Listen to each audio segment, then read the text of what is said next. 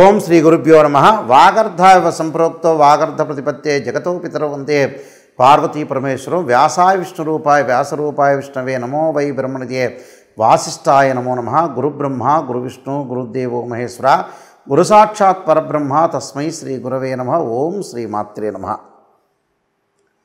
August మాసంలో సింహరాశిలో మఖ పుబ్బ నక్షత్రాలలో బుధ శుక్రుల యొక్క కలయిక వల్ల మరి వివిధ రాశుల వాళ్ళకి ఏ విధంగా ఉందో ఒకసారి తెలుసుకుందాం. సింహరాశిలో సంచారం చేసే బుధ శుక్రుల యొక్క కలయిక ఆగస్టు 1వ తారీఖు నుంచి 22వ తారీఖు వరకు అంటే 23 రోజుల పాటు సింహరాశిలో బుద్ధికారకుడైన బుధుడు కళత్రకారకుడైన శుక్రుడి యొక్క కలయిక అనేది ఏ విధంగా ఉందో ఒకసారి పరిశీలన చేద్దాం. బుధుడు బుద్ధిని, జ్ఞానాన్ని, వివేకాన్ని, ఆలోచన సరళిని, విద్య, అలానే వ్యాపార రంగాల్లో అభివృద్ధి, వ్యాపారపరంగా ఏ విధంగా ఉందో తెలిపేది బుధుడు కారణం. అందువల్లే బుధారిష్టేత్ సంప్రాప్తే బుధ పూజాంచకారయేత్ బుధధ్యానం ప్రవక్ష్యామి బుద్ధి పీడోపశాంతి అంటారు. అలానే శుక్రగ్రహము, శుక్రుడు వల్ల ధనము, సుఖము, సౌఖ్యము, వివాహము, కళత్రము ఇవన్నీ కూడా తెలిపేది, భోగభాగ్యాలను తెలిపేది శుక్రగ్రహం. అందువల్లే శుక్రారిష్టేత్ సంప్రాప్తే శుక్ర పూజాంచకారయేత్ శుక్రధ్యానం ప్రవక్ష్యామి కళత్ర పీడోపశాంతి అంటారు. అంటే వివాహం జరిపించేవాడు శుక్రగ్రహమే. ఏ జాతకంలో అయినా సరే అది గుర్తుపెట్టుకోవాలి. అలానే ఇక్కడ గోచారరీత్యా చెప్పబడే ఫలితాలు నిజంగా వాస్తవాన్ని గ్రహించడం అనేది చాలా ముఖ్యం. దానిలో ఏదైనా సరే ఒక నిర్ణయం తీసుకునేటప్పుడు మంచి చెడుల యొక్క మిశ్రమాలు అనేవి బాగా ఎక్కువగా ఉంటాయి. ఒక రాశి ఫలితం చెప్పేటప్పుడు చాలామంది కూడా జాగ్రత్తగా ఆలోచన చేయాలి. దానిలో మంచి ఉంటుంది, చెడు ఉంటుంది. కేవలం మంచి చెప్పటమే కాదు, చెడు వల్ల కూడా మనకు ప్రయోజనాలు కలిగే అవకాశాలు ఎక్కువ ఉంటాయి. అంటే ఒక ప్రమాదం జరుగుతుంది అని మనం చెప్పేటప్పుడు మనం ఆ ప్రమాదాన్ని నివారించగలగటం అనేది మన చేతుల్లో ఉండే అవకాశం ఉంటుంది. భగవంతుడి యొక్క ఆరాధన వల్ల కూడా మనకు మంచి జరుగుతుంది. అంటే this is the transit system అంటారు. అంటే గోచార రీత్యా చెప్పబడేవి. బర్త్ చార్ట్కి గోచారానికి చాలా తేడా ఉంటుంది. అదొకటి లాట్ ఆఫ్ డిఫరెన్స్ అనేది ఉంటుంది. కాబట్టి మీరు ప్రతి ఒక్క ప్రేక్షకులు కూడా మీరు గమనించాలి. నిజాన్ని తెలుసుకోవడం అనేది చాలా ఇంపార్టెంట్. నిజం అనేది నిప్పు లాంటిది. అయితే శుక్రగ్రహము ఏ రాశి నుంచి బాగుంటుంది, ఏ రాశి నుంచి బాగలేదో ముందుగా చూస్తే శుక్రుడు 1, 2, 4, 5, 8, 9, 11 స్థానాల్లో సుఫలితాన్ని ఇస్తాడని మనకి గోచారం తెలుపుతుంది. అంటే వాళ్ళ రాశి నుంచి మనం క్యాల్కులేట్ చేసుకుంటే అంటే జన్మస్థానం కానీ, ద్వితీయ స్థానం కానీ, చతుర్థ స్థానం కానీ, పంచమ స్థానం కానీ, అష్టమ స్థానం కానీ, అలానే భాగ్యస్థానం కానీ లాభస్థానంలో ఉంటే సుఫలితాన్ని ఇస్తాడు. మిగతా వాటిల్లో ఉంటే చెడు ఫలితాలను ఇచ్చే అవకాశం అనేది ఒకటి ఉంటుందని మనకి తెలుస్తుంది.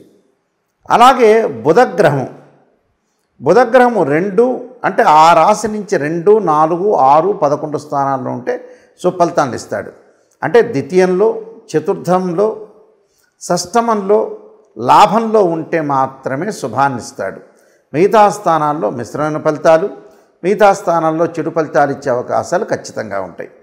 అంటే వీళ్ళకి ఏ విధంగా ఉండబోతుందో ఒక్కసారి ప్రతి రాశిని కూడా మనం చూసుకునేటట్లయితే ఏ రాశుల వాళ్ళకి సింహరాశిలో 23 రోజుల పాటు సంచారం చేయటం వల్ల మధ్యలో ఒక 3-4 రోజుల పాటు కూడా ఇక్కడ ఏ విధంగా ఉండబోతుంది అంటే 3-4 రోజుల పాటు కూడా బుధుడు కొంత వక్రారంభం అనేది ఒకటి ఉంటుంది.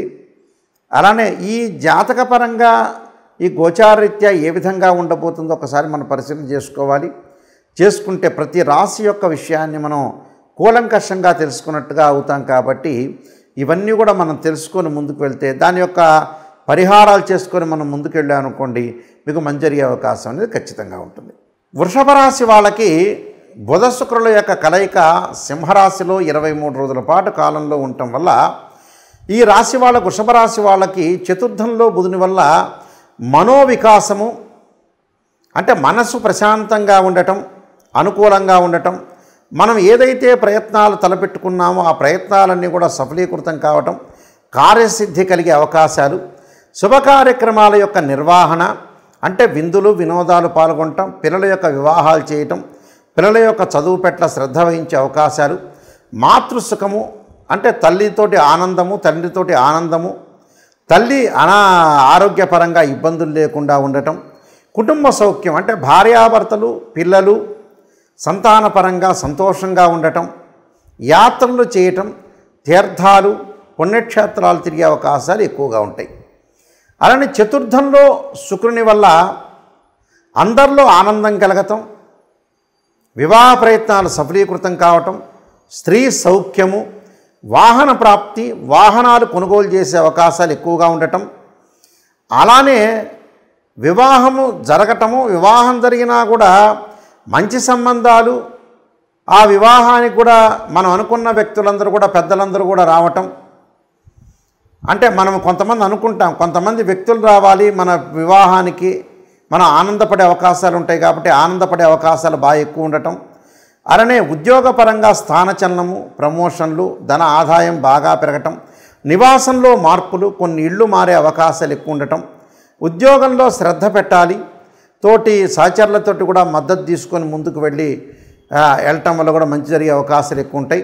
భార్యతో కలహం లేకుండా భార్యాభర్తల మధ్యలో బాండింగ్ అనేది, మ్యూచువల్ అండర్స్టాండింగు, కలహాలు లేకుండా ఉండటం జాగ్రత్త ఉండాలి. దుష్టులతోటి అకారణంగా కలహాలు వస్తాయి. అంటే దుష్టుల్ని దూరంగా ఉండాలంటారు మనం. అంటే వాళ్ళని డబ్బు ఇచ్చైనా సరే వదిలించుకోవాలని చాలా ఇంపార్టెంట్ అక్కడ. అంటే దుష్టులతోటి అకారణంగా కలహాలు రాకుండా కొంత శ్రద్ధ వహించాలి. శారీరక పరంగా సుఖం లభించే అవకాశం ఉంటుంది. అంటే నిద్ర అనేది కరెక్ట్గా పోతారు, సమయానికి భోజనం చేస్తారు. అలానే ఇష్టసిద్ధి, మనం ఏదైతే అనుకుంటామో ఒక పని అనుకుంటాం, మనం ఒక పని ఈ నెలలో జరగాలనుకుంటాం, అలాంటి కార్యక్రమాలన్నీ కూడా జరిగే అవకాశాలు ఉంటాయి. అంటే సంతృప్తికరంగా ఉంటుంది జీవితం అనేది. సంతృప్తికరంతో పాటు ఆరోగ్యం బాగుండటం, కుదుటపడటం, కుటుంబంలో కొన్ని కలహాలు వస్తుంటాయి. ఆ కలహాల విషయంలో కొద్దిగా శ్రద్ధ వహించడం మంచిది. మనకి ఎక్కడైతే లాభం జరుగుతుందనే దానిలో కొద్దిగా ఒక 10% నష్టం రాకుండా చూసుకోవటం మంచిది. దాంతోపాటు మరి నూతన వ్యాపారాల ద్వారా మంచి లాభాలు, సంతాన సుఖము, సంతాన అభివృద్ధి చెందడం, సంతానం ద్వారా మంచి జరిగే అవకాశాలు ఎక్కువ ఉంటాయి. ఇష్టవాంఛ ఫలసిద్ధిరస్తు అని అంటాం. అంటే మన ఇష్టాలు ఏదైతే ఉంటుందో ఆ సమయంలో జరిగే అవకాశాలు, శత్రు సమస్యలు ఉండే అవకాశాలు ఉంటాయి. కాబట్టి శత్రువుని మంచివాళ్ళు చెడ్డవాళ్ళనే దూరంగా ఉండాలి. చిన్న చిన్న ఆటంకాలు కలిగినా మనకు పనులలో విజయవంతం జరిగే అవకాశం ఉంటుంది. అలానే విద్యార్థులు చదువు పట్ల ఆసక్తి చూపించుకొని ఏకాగ్రత కోల్పోకుండా ఉండటం చాలా మంచిది.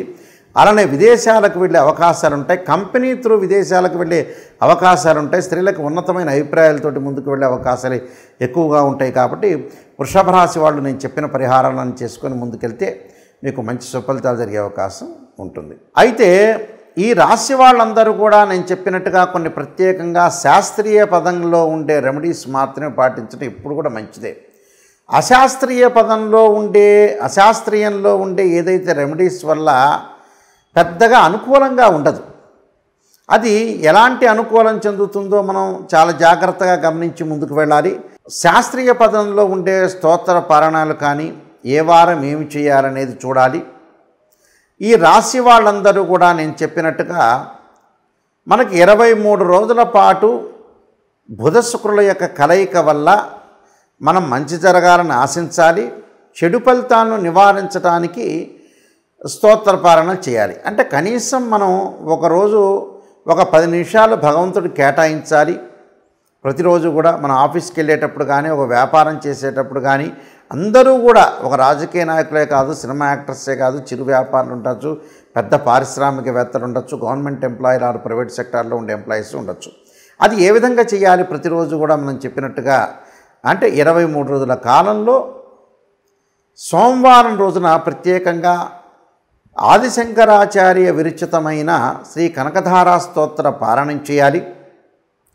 రెండవ సోమవారం అంటే ఆగస్టులోనే రెండవ సోమవారం రోజున ఓం నమః శివాయ పంచాక్షరి 21 సార్లు కానీ 27 కానీ 54 కానీ 108 సార్లు కానీ చేయటం. ఇంకొక సోమవారం వచ్చే రుద్రగాయత్రి మంత్రాన్ని తత్పురుషాయ విద్యే మహాదేవాయ ధీమహి తన్నో రుద్ర ప్రచోదయాత్ అనే మంత్రాన్ని, అలానే శివకవచ స్తోత్ర పారాయణం చేయటం చాలా మంచిది. తదుపరి మంగళవారం రోజున కార్తవీర్యార్జునుడి యొక్క మంత్రము, అలానే శ్రీ ప్రజ్ఞా వివర్ధన కార్తికేయ స్తోత్ర పారాయణం చేయాలి. అంటే శ్రీ ప్రజ్ఞా వివర్ధన అంటే కార్తికేయ స్తోత్ర పారాయణం చేయటం మంచిది మంగళవారం పూట. అది ఉదయం చేయొచ్చు, మీకు కుదరకపోతే సాయంత్రం కాలం స్నానం చేసి ప్రదోష కాలంలో కూడా చేయొచ్చు. అలానే బుధవారం రోజున శ్రీ గణేష ద్వాదశనామ స్తోత్ర పారాయణం చేయొచ్చు. అలానే గణపతిని ఆరాధన చేయటం అనేది మంచిది. అంటే వక్రతుండ మహాకాయ కోటి సూర్య సమప్రభ నిర్విఘ్నం కురుమే దేవ సర్వకార్యేషు సర్వదా అనే మంత్రాన్ని, తత్పురుషాయ విద్యే వక్రతుండాయ ధీమహి తన్నోదంతి ప్రచోదయాత్ అనేది మంత్రాన్ని చదవండి. ఉదయం పూట కుదరకపోతే సాయంకాలంలో కూడా చదవచ్చు. ఇది బుధవారం రోజున చేయాల్సింది. గురువారం రోజున దత్తాత్రేయ స్వామి యొక్క స్తోత్రాన్ని, దత్త కవచాన్ని చదవటం మంచిది. అలానే శుక్రవారం రోజున ప్రాతకాలం కానీ ప్రదోషకాల సమయంలో కానీ శ్రీ గౌరీ దశక స్తోత్ర పారాయణం చేయటం, గౌరీ దేవత ఆరాధన చేయటం, శ్రీ త్రిపుర సుందరి స్తోత్ర పారాయణం చేయటం చాలా మంచిది. ఇది శుక్రవారం రోజున చేయాలి. శనివారం రోజున వచ్చేటప్పటికల్లా లక్ష్మీ నరసింహస్వామి పంచరత్న స్తోత్ర పారాయణం కానీ లేకపోతే విష్ణు సహస్రనామ పారాయణం కానీ ఉదయం కానీ సాయంత్రం కానీ చేయొచ్చు. ఆదివారం రోజున వచ్చేటప్పటికల్లా జగన్నాథ అష్టక స్తోత్ర పారాయణం చేయండి. అంటే ప్రతి వారం రోజున కూడా ప్రతిరోజు కూడా ఒక వారంలో సోమవారం ఒకటి, మంగళవారం ఒకటి, బుధవారం ఒకటి, గురువారం ఒకటి, శుక్రవారం, శనివారం, ఆదివారం ప్రతిరోజు కూడా ఒక స్తోత్ర పారాయణం అనేది చేయటం వల్ల మనకి 23 రోజుల కాలంలో చెడు ఫలితాలన్నీ కూడా తగ్గి మంచి ఫలితాలు వచ్చే అవకాశం ఖచ్చితంగా ఉంటుంది. కాబట్టి అది ప్రాతకాలం కానీ సాయంకాలం కానీ చేయొచ్చు. ఒక వారం కుదరకపోతే మరొక సోమవారం చేయొచ్చు, మరొక మంగళవారం చేయొచ్చు, మరొక బుధవారం చేయటం వల్ల మీకు మంచి జరిగే అవకాశం అనేది ఖచ్చితంగా ఉంటుంది. ఇవన్నీ కూడా శాస్త్రీయ పరంగా ఉండే రెమెడీసే. కానీ మనకి ఏదైతే మంచి జరగాలంటే మంచి స్తోత్ర పారాయణాలు చేయటం వల్ల కూడా ఆ నెలలో మంచి జరిగే అవకాశం ఖచ్చితంగా ఉంటుంది. ఈ నియమాలన్నీ కూడా పాటించి మీరు ముందుకు వెళ్ళండి. మీకు మంచి జరిగే అవకాశం తప్పకుండా ఉండాలని ఆశిస్తూ సర్వే జనా సుఖినో భవంతు.